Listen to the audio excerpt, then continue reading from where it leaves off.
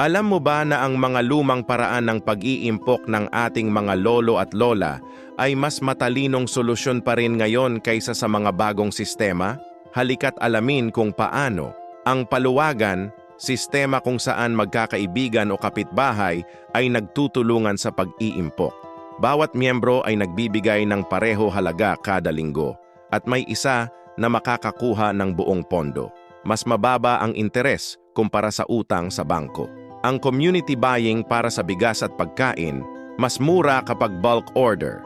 10 na pamilya, mas malaking discount. Ang food preservation tulad ng pakbet, tuyo at bagoong, walang masasayang na pagkain, tipid sa grocery. Ang alkansya mentality sa digital banking, kahit barya lang araw-araw, malaki na sa loob ng 1 taon.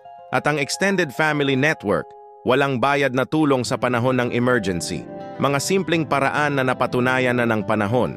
Subukan mo ngayon at makita mo ang pagkakaiba sa inyong budget.